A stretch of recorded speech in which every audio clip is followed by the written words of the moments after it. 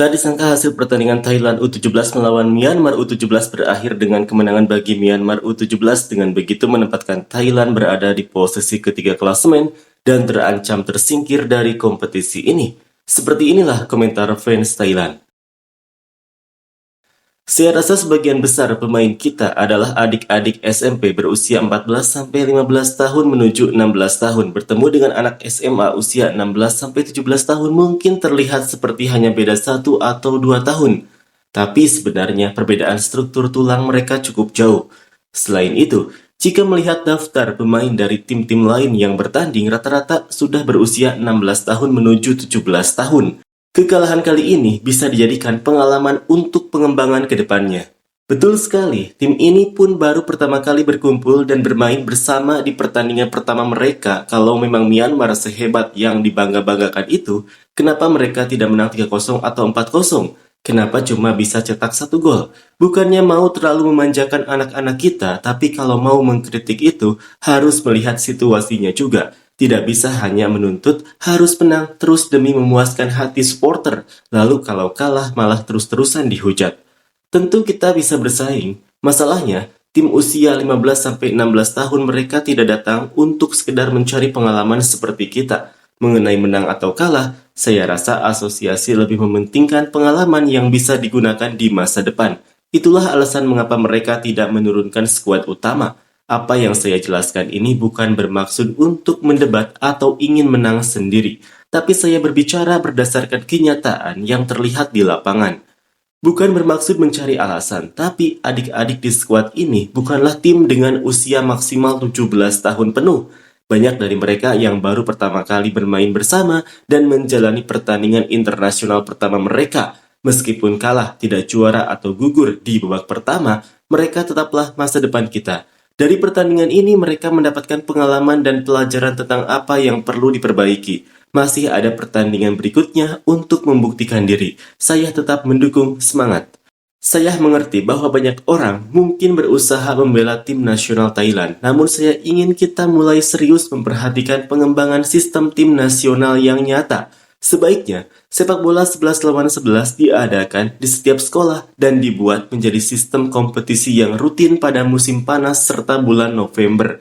Dengan melakukan seleksi pemain dari seluruh pelosok negeri, kita akan menemukan talenta tersembunyi dan anak-anak yang bermain bagus untuk masuk ke dalam sistem. Jika mereka naik ke tim nasional sesuai dengan jenjang usianya, maka sistem dan cara kerjanya akan berjalan sesuai prosedur. Hapus semua praktik jalur orang dalam atau titipan, dan kita akan memiliki tim nasional yang benar-benar efisien dan berkualitas.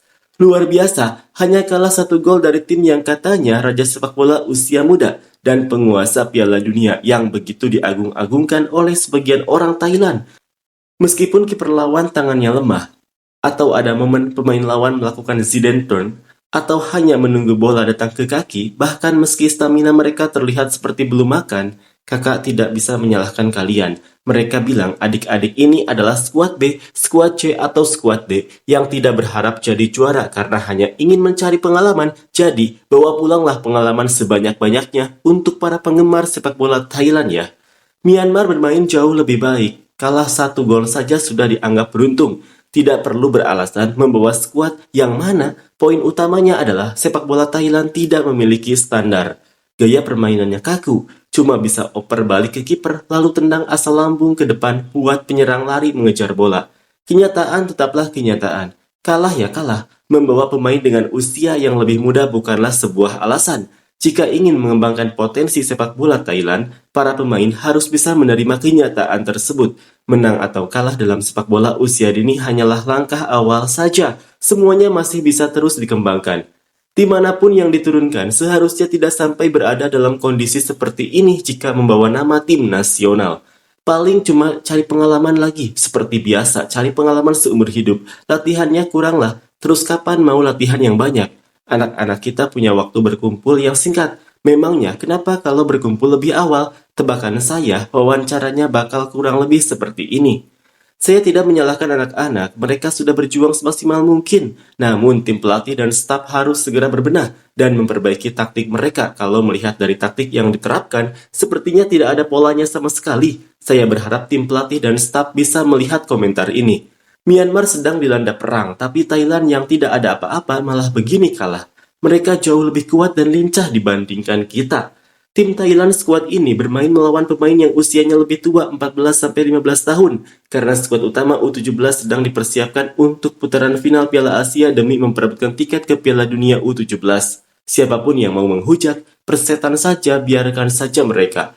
Sepak bola Thailand sudah habis masanya. Myanmar menekan Thailand, serangan mereka jauh lebih bagus. Inilah alasan kenapa Thailand sudah seharusnya punya pusat pelatihan sendiri. Lawan Myanmar saja masih berani kalah. Kok bisa masuk tim nasional? Saya kira pemain Tarkam. Kalah saja lawan Laos di pertandingan berikutnya. Biar sekalian selesai urusannya kalau mainnya model begini. Peluang untuk mencetak gol sama dengan 0. Sudah dalam posisi tertinggal tapi masih saja berdiri menjaga zona. Tidak ada tekanan atau pressing atau penambahan pemain di lini depan dan tengah. Ketika mereka sudah unggul dan mundur untuk bertahan dengan jumlah pemain yang lebih banyak, habislah kita. Ini namanya tidak punya pola permainan, tidak ada pemahaman taktik dan kemampuan individu pun tidak lebih unggul. Mau menang pakai apa? Coach Toy hanya membuat kita berputar-putar di lingkaran setan, tidak bisa beranjak dari level ASEAN lagi.